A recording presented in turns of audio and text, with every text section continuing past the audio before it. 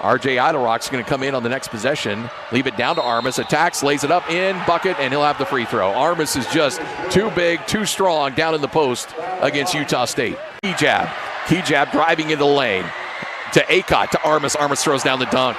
My goodness, he is just killing Utah State tonight. Defensive end, he brings so much. Of course, he's led the team in scoring is Armus. Great play. Timeout here from Montana Tech. Pushing the ball. Well, here he is, Mike Prater, Mladen Armus, as we welcome folks to Bronco Nation News Live here at BroncoNationNews.com. My name is BJ Rains. This is our Thursday edition, so we're also broadcasting live on the social media channels of KTIK 95.3 The Ticket, because Mike Prater is with us for our weekly Thursday segment. And Mike, appreciate you joining us, man. How's it going? It's going well, BJ. How you doing? Let's talk a little Serbian basketball on an early Thursday morning. Yeah, we're having fun with this series here. We've gone through Najee Smith. We've gone through Pavle Kuzmanovic. We've gone through Lucas Milner. And we've kind of hit the first guy where there's some uncertainty in terms of whether or not he's coming back next year. But I thought he was obviously a big enough part of the team that we deserve to discuss him for a show. So looking forward to this. Yeah, we're continuing our series here on Bronco Nation News Live, where we kind of look at a different player, the good, the bad, the ugly, and kind of review the last season and then spin it forward. And obviously the spinning forward with him will be a discussion on whether or not we think he comes back. Knowing the luck I've had on this show the last couple of weeks with, news coming out is about 9:32, right when we finish the show, he'll announce what he's doing. But I do think there is a decision coming any day now, it sounds like, or in the next week or two on Mladen Armus. But Mike, Mladen Armus, some folks love him. Some folks aren't huge fans of some of the easy shots he misses around the basket. He's an interesting guy, but obviously a 6'10" guy like that can rebound, that can defend. There's not a lot of guys like him. And I thought, overall, he had a pretty solid season and was a pretty big part to their championship team. Well, BJ, first of all, I thank you for leaving me the big guy. I like to talk a little big guys when it comes to basketball. And I've been a big Armus fan from day one, just because you can see the way he plays basketball, the way he conducts himself on the court, and I think you're 100% right. He's gotten better every single year. There's a few things we can nitpick here, including field goal percentage. For a big guy, he needs to get better at that, improve at that. He took about a 4% leap backwards this past season in terms of field goal shooting. So you hit the right spot on the head in terms of what his deal is. But I think he's developed himself into a really good basketball player. Kudos to Boise State. That history, that tradition of developing guys and getting them ready for professional basketball at any level certainly has applied to Mladen Armus, and it's really fun to watch him grow, and it's fun to watch him be healthy, and it's fun to watch him go out and just flex his muscles on the basketball court. BJ, this is a personal request. I want the big guy to come back one more year. Oh, I do too. He was obviously a big part in terms of the rebounding, the defense, and he had some big offensive games too. Overall, 8.0 points per game, 7.1 rebounds per game. And very interestingly enough, you pretty much know what you're getting with Mladen Armus. The last three seasons, 7.7 points, 7.8 points, 8.0 points, and then rebounds 8.0, 8.1, 7.1. So he's literally been an 8-8 guy or an 8-7 guy 3 years in a row now, which you need, they don't need him to score 20 points a game. They have those other guys, but for him to give you 7-8 points a game, give you, 8 rebounds on average, he did a lot of the dirty work. And, there's a clip that maybe we'll show here, but I was looking on Twitter for some videos for Mladen Armus, and there was one literally that someone made 2 minutes and 12 seconds. That was only what he did in the Mountain West tournament game against Wyoming.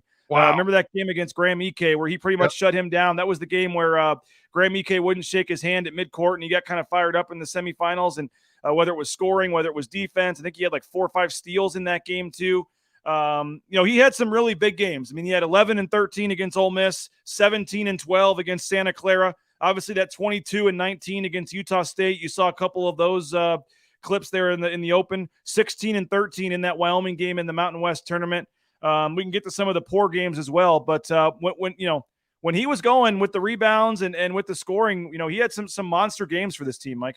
But that Wyoming game, I think about that game a lot, and just the attitude, and you could tell like in the first 3 minutes, maybe even the first 90 seconds of the game, that he had some kind of a mission. I don't think he knew at that point what was exactly going on, but when you got a guy like that with attitude that can come out and just fuel that for motivation and play better basketball, that's the kind of Armus that you need moving forward. And you're right, BJ, you don't need 20 points. If he could get you 10 and 12, 12 and 10, whatever it is, and stay competitive in the games, and that means stay free throw or stay all conference, but he was a guy that, when he's out there, I think it makes the team better.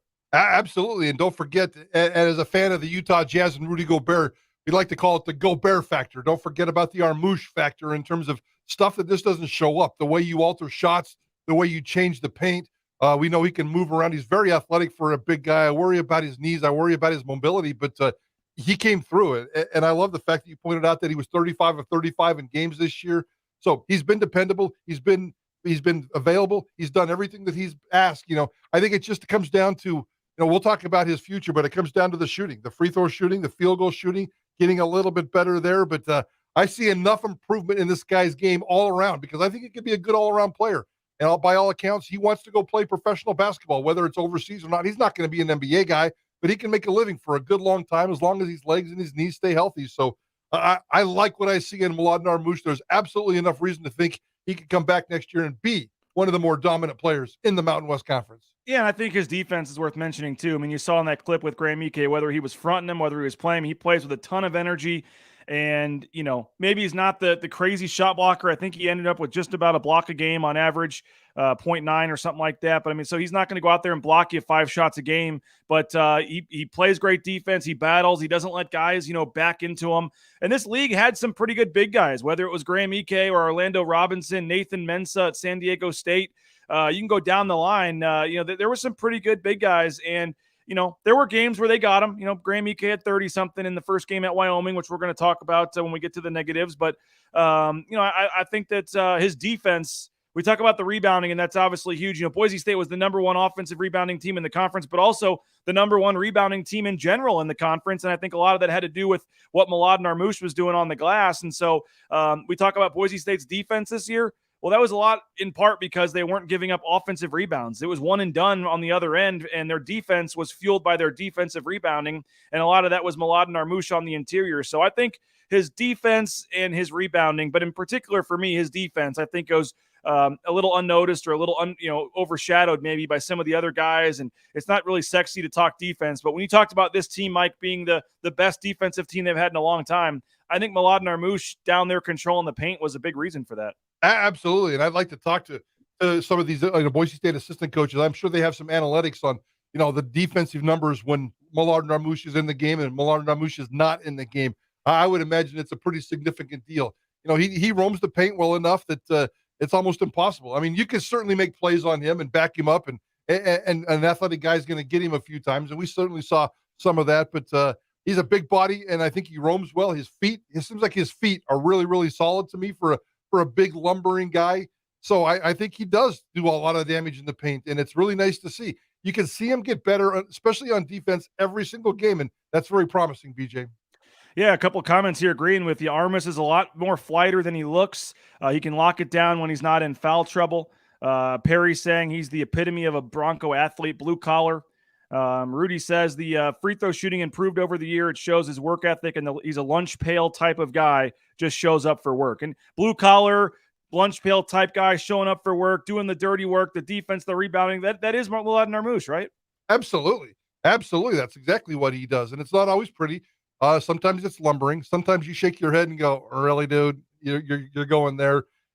So I do get that there are some hiccups and some warts in his basketball game, but I think that's a great way to provide it. I mean, if he was a football player improving the way he does on Boise State's football team, he would be the blue collar guy that we always talk about. He is the epitome of blue collar and working hard and getting better all the time. Don Moe chiming in that I hit on the head. Armus is a monster when he's not called for fouls.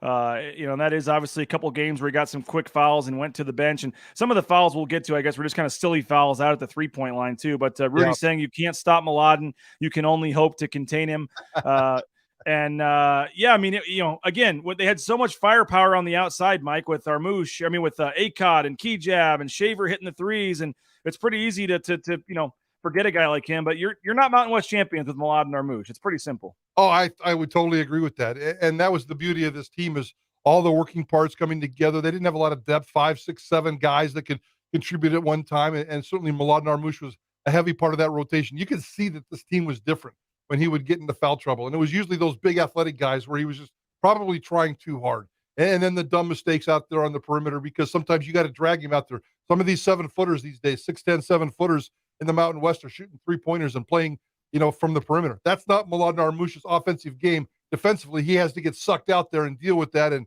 he needs to be smarter when he does that.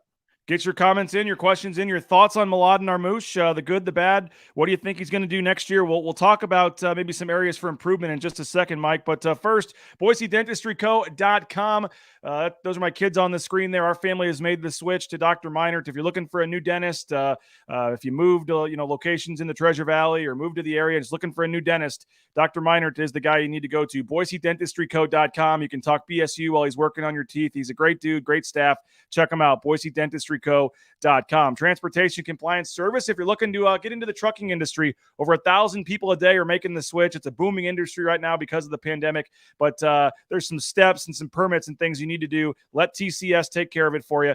They're a local company, but they help folks all around the country. And again, big BSU supporters. So check them out, transcompservice.com, and let them help every step of the way, get you on the road. And of course, United Commercial Insurance as well, UnitedCommercialInsurance.com. They make business insurance easy. So if you own a business, you think you have good business insurance, check them out. They can help you out. They can get you a better rate. And, just call. All it is a quick call and just see. And again, they can write policies in 44 states around the country, even though they're a local company here in Boise. So check them out, whether it's the liability, the workers' comp, all the insurance options, they can take care of you. UnitedCommercialInsurance.com. Appreciative of all of our sponsors here on Bronco Nation News. We'll tell you about a couple others later in the show, but the comments are rolling in. Darren says loves the videos. When is IST going video? I think that's coming, right, Mike? You guys are working on that. We're working on it. It's about Prater's appearance. Prater's got to clean up his act a little bit. We can get away with 30 minutes in the morning with you here, but to do it every single day in the afternoon, Prater's got to work on his appearance a little bit. Kurt Blake says Mladen can be a taller Kurt Rambis. You going there? You going there? That is interesting. I'm going to have to think about that one. It doesn't really click with me. I don't know if he thinks that's physically or matching the games. I don't see that one. I don't see that one, BJ. All right, we just spent 15 minutes praising Mladen Armus here, and there's a lot of reasons to praise him, but we're looking at both sides here and kind of analyzing these guys, how they can get better, all these things moving forward. And for me, Mike, it was just too many games where Mladen Armus disappeared and was just a no-show. And we talk about the great games he has: 22-19, 16-13, 17-12, 11-13. And I don't need that every game, but I need more than no points, 4 rebounds against Tulsa. No points, 6 rebounds against Wazoo, 2-6 against CSUN, 0-2, no points, 2 rebounds at Fresno State. We can go down the line here, and 2.6 rebounds against CSUN. I mean, come on. And you look at some of the games here at San Diego State, he didn't score. At Wyoming, he was 3-6. And if you remember at that game, Leon Rice kind of called him out after that Wyoming game on the road that ended the 14-game winning streak. And he told me, hey, we can't play 5-on-4. We have to get more from Mladen. And you don't hear Leon Rice a lot of times calling guys out. And, I don't know if calling him out's the right word, but he praised him, but said, hey, this team's not going to do what we want to do if Mladen Armus is not scoring and pretty much invincible on the court. And I thought that was kind of notable at that point for Leon to say that. He had 6-3 against San Jose. 5-5 at UNLV, 2-7 against San Diego State. So for me, again, give me the 10-8 every game. I don't need the 22-19, but I don't want the 0-4. Give me 12-7. Give me 11-8. I'd like to see a little more consistency out of Mladen Armus. There's no doubt that the consistency is not there, and that is very frustrating. And a lot of those, I would venture to guess that half of those games where he didn't play very well, it's because of the matchup. But the other half, I don't know what's going on. I mean, there's other times where he's not playing against anybody, and he's an average player, or he certainly didn't look like he looked the week before. I don't know what the deal is there. I don't know if it's personal things. I don't know if it's European emotions. He gets fired up sometimes, and sometimes he doesn't. I don't know if he's focused on school, maybe certain times. I think he gets inside of his head. I really think that there's some European emotions going there, and that's a stereotype. I get that, but he's an emotional guy. You can see that, and sometimes he gets really frustrated. Sometimes he gets highly motivated and it works for him. When he gets frustrated and those emotions get swirling around in his head, I think he's his own worst enemy. And maybe that's part of the development of Mladen Armus moving forward in terms of getting him to be more consistent upstairs in his head. I'm not talking about mental health. I'm just talking about having a clear path, clear mind, clear head, and getting out there and playing basketball for 30 minutes. So that's definitely a part of it. Only Armus and Leon Rice and his coaches know what's going on there, but his inconsistency drives you crazy. I don't know why I'm doing this show with you, Mike. We should let my wife do it because she's chiming in. Need to make the dang bunny shots and play consistently more physical. She says need to see more from him on a consistent basis. So I should have just let her do the show today because I mean the bunny shots. And I know my wife, she's obviously pulls for BSU and likes Armus, but her and my dad both. I hear every game. Oh, if Mladen could just make those short layups, and that is what I mean. He does these great moves, and then it does seem like there's one or two times every game, Mike, where he just blows an easy layup. Yeah, and I think it's his hands. I think part of that, when we're talking about that specific play, and I've thought about this a few times, seeing those plays, I think it's his hands. Sometimes he's more open than he thinks, and he puts too much pressure on the ball, and it bounces off the glass. Other times it comes up short. So I don't know how a coach, I'm sure Leon and his staff know how to do it. This is a new job for Roberto Bergeson, who we'll talk about here in a minute. But, just in terms of developing his hands, getting a softer touch and playing with a little bit more consistency when you get inside the paint. There's no doubt that his field goal percentage, I mean, when he was a freshman, he was at 63%. Then he's kind of hovered around 52% for a couple of years, and last year dropped down to 49%. He's going the wrong way. And for a guy that's improving and getting better all the time, I don't understand what's going on there, BJ. And again, he's I would say maybe what we say less than 10 times all season he took an actual jump shot. I mean, he doesn't shoot. That's probably a good thing, though. He has the – well, I'm saying if all you're doing is dunking and laying it in and doing the post moves, you should be better than 49%. Yeah, absolutely. Absolutely. I mean, going back to Rudy Gobert, not a great offensive guy in the NBA. He leads the league in field goal percentage. I think he's right around 72% because he never shoots more than 6 feet from the basket, and usually it's about 3 feet from the basket. Mladen Armus has he's a different player, but he plays the same game. That 49% number absolutely should be pushing 60%. Yeah, and again, because all it is dunks and layups, and so that is one area that he needs to get more consistent, make more shots around the rim, finish a little better. And again, we're getting a little nitpicky here. I mean, the guy had a great season, but we are looking for areas to improve. Todd Clark has an interesting point here, Mike. He says on the Facebook, if he didn't get going early in the games, he kind of disappeared. I think it's part of the emotions. I mean, when his mind is in there, he can play off that, especially if he can stay out of foul trouble. I really, truly believe he's an emotional basketball player. He's an emotional person. I can be moody, but I'm grumpy. I'm the grumpy guy here at the office, so I can understand emotions. I can see emotions when they're happening. I think he's an emotional player who can be his own worst enemy. When he goes it with his left hand, he tends to shoot it too hard, per Prater's comments, is what Rudy says. Have you said that? Or I haven't breaking it down right-handed, left-handed. I'll have to keep an eye on that. No, he is right-handed, but he does actually have a pretty good left-handed finish on the layups and stuff. And Kurt says 12 and 10 would be great. So yeah, for me, it's just a little more consistency. Perry says he should be averaging double figures in rebounds. I think so. I mean, I think 12 and 10 is, I threw that number out. Somebody else just threw that number out. It's totally realistic to think that Mladen Armus can be a 12-10 guy, right, BJ? Yeah, I would take 10 and 10. I mean, just go 10 and 10, even 8, 9, 10. I mean, again, I don't need him to go crazy, but there can't be games where he goes scoreless and has 2 rebounds. I mean, at Fresno game, 0 points, 2 rebounds. You're playing Tulsa, 0 points, 4 rebounds. So, I mean, there were just too many games where, as Leon Rice said, you can't play 5-on-4. You just can't. And so I guess we spin this forward now, Mike. And again, any day now, any second now, the decision could come on what Mladen Armus is going to do. He has a COVID year of eligibility left. He is in Boise working out. I've been told every day it's literally 50-50. One day you think something, the next day you think the other. For a long time, I was pretty convinced. And Leon Rice basically said as much early in the season. Hey, this dude's 25. He wants to move on with his life, play pro basketball. I think it was basically decided that this was going to be his last year. And then as the season went on, as things changed, whether it be on a personal level with a girlfriend, just whatever, he fell in love with, he still loves Boise, and it may not be as easy of a decision. It obviously isn't as easy, or he would have already announced that he was leaving. What's your gut tell you on Mladen Armus? And again, this could happen at any point. I think we were talking about why hasn't Sada signed the other day, and then he signed while we were literally as you hit, get out of the room here on the show. And so who knows when this will happen, but just your thoughts on Mladen and what is he, 24, 25 years old. He's got a pro career ahead of him in Serbia. Does he need another college year? No. If he's having fun and, wants to stay in Boise another year, maybe he does. But I truly believe this is truly on the fence. And this is a big decision for Boise State. I mean, nothing against Lucas Milner, but they're just not the same player right now. They'd have to probably go back into the transfer portal, I would think, and try to find another starting caliber center. There's not a lot of guys that are going to, do the defense and the rebounding and the dirty work that Mladen Armus does. And Leon Rice has said, I'm not recruiting him. I'm not trying to recruit him to stay. He can do what he wants to do. We'd love to have him back, but he's 25. I'm not going to, tell this guy he needs to play another year of college basketball. He's giving him his space, letting him make his decision. They'd love to have him back, obviously, and they want him back. But I don't think Leon Rice is pressuring by any means Mladen Armus on this. But this is a big decision for Boise State.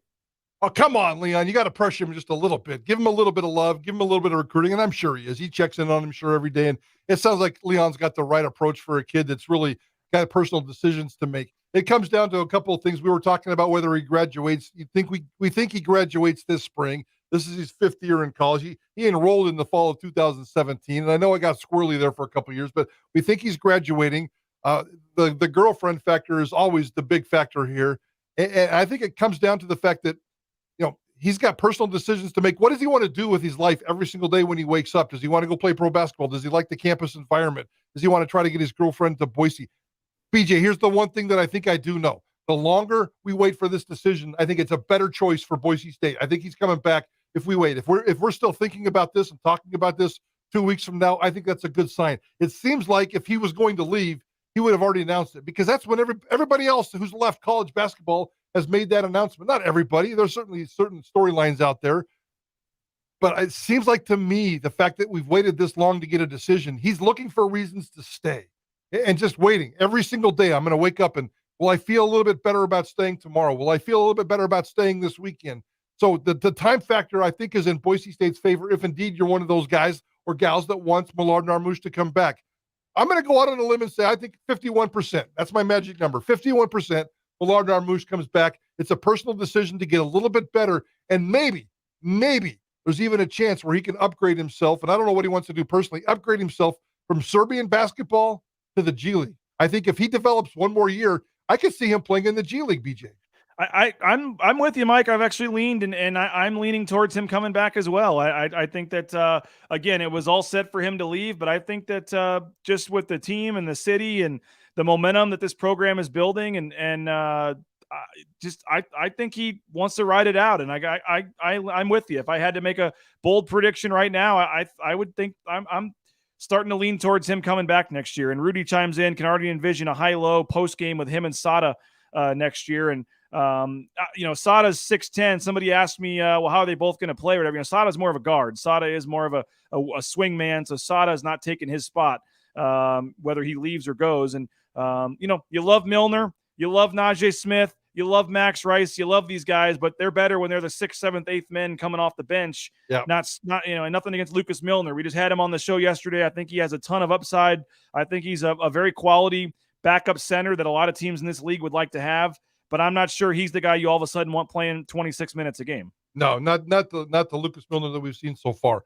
He could be a development project like Armus, and certainly he's a different player, different body style, plays the game a completely different way. But I can see him developing into what Armus is now. But I do not want Lucas Milner as my number one post guy this fall. Hey, quick shout out Ridley's Family Markets, shopridleys.com. 13 Idaho locations. You got the at-home shopping, the Skip app, the home delivery, all that great stuff. Check them out, shopridleys.com. The Blue and Orange store as well, whether you're in Boise at the Boise Town Square Mall, you can check them out, or online, theblueandorangestore.com. They've got some daily deals online, some things, and they'll ship it right to you, all the new Nike gear. They have the NIL deal shirts too, Prater, with Shaver and all those guys. If you want to go there and get your NIL shirt, the Blue and Orange store.com. Okay, so final thing on him. You're saying he's coming back, or you're leaning towards coming back. Yep. I'm leaning towards coming back as well, and we both agree that's a good thing, a very good thing for Boise State, because I think the good outweighs the bad with Mladen Armus, and I think he has a chance with another offseason and to work on refine his game. He has a chance to be one of the better big men, I think maybe on the West Coast next season, if he can refine some things. We got about 2 minutes left, Mike. The other news this week, Roberto Bergerson coming back as an assistant coach. And I know you and Johnny talked all about it on your show. You were down there with me for the press conference. Pretty cool to do it right in front of his Hall of Fame plaque there at the Hall of Fame. But you've obviously been in this valley for a long time. You know Berto. You know what he means to this community. What do you think about having him back? I thought it was a brilliant move and a brilliant announcement. When I saw you break the news on social media, I was pretty fired up. I've always had kind of a love skeptical relationship with Roberto when he was a young, dumb punk coming into Boise State. And he's admitted that. He's talked about that. He's owned it. I've always thought that Roberto Bergeson is a pretty cool dude with a lot of energy and a lot of passion for this basketball, for the sport of basketball. The only thing that bothered me was I didn't think about it because it seemed like such a no-brainer when it was announced. It's like, that makes a lot of sense. And then you go down there and talk to him and the way he's carrying and conducting himself. I went down to the Big Sky tournament last month to watch him work his magic and watch him work out when he was with Eastern Washington and do his thing, because I just wanted to connect visually with Roberto Bergeson. He's so passionate. He's so into the game. He loves the game. He's a gym rat. Gym rats grow out of being gym rats. He never grew out of being a gym rat. So it's one thing to develop high school players and AAU players. He's being now asked to develop college players into pro players. So he's got to take his game to the next level. But I think everything about Roberto Bergeson, I think it makes sense. I think it's a beautiful hire to the staff. It's an emotional connection to the staff. It makes me think that Boise State, between Roberto Bergeson and Shambrick Williams, those are the only two players they've ever had on staff here at Boise State. I need more of that. I need a little bit more of that kind of love. And kudos to Leon Rice. I thought it was a brilliant hire. Yeah, Alexis Williams played 1 year here. He's not an assistant coach, but he was hired in like a support role. So they're trying to bring some former guys back. And Don Moe saying Leon hit it out of the park acquiring Berto. So yeah, it's cool to have him back, and he does seem fired up, and he's already been in the gym. Lucas said yesterday already done a couple workouts with them, and he's fired up for the player development side. So Mike, we'll be listening 3 to 6 today. Anything big on the docket today? No, we're scrambling. We're going to start scrambling here in a little bit and try to figure that kind of stuff out. So we're looking at some NFL stuff, some draft stuff, and so we're going to talk a little basketball as well and little NBA playoffs. And tomorrow, 4:00, Idaho Sports Talk with BJ, the Bronco Nation News Report. We do it every Friday at 4:00. So we're looking forward to continuing this conversation with you tomorrow at 4:00, BJ. Yeah, and we're a week away, right, from the first round of the draft. So next Thursday, I believe, is the day of the draft. So when you come on next Thursday, maybe we'll talk Khalil Shakir and the draft as well. So appreciate it, Mike. Thanks to JP for getting us on. And we'll be listening 3 to 6 today at KTIK.com, the KTIK app, 1350 AM, 95.3 FM, all the ways to check you guys out. And you and Johnny and JP, 3 to 6. We'll be listening. Thanks, man. Appreciate you, BJ. Have a great day. There he is, Bronco Nation News, BroncoNationNews.com. We'll be back tomorrow. Jay Tust will talk Max Rice, and Max Rice will join us live on the show to discuss his season as well. So take care, folks. Have a good day. We'll talk to you later. Bronco Nation News, BroncoNationNews.com.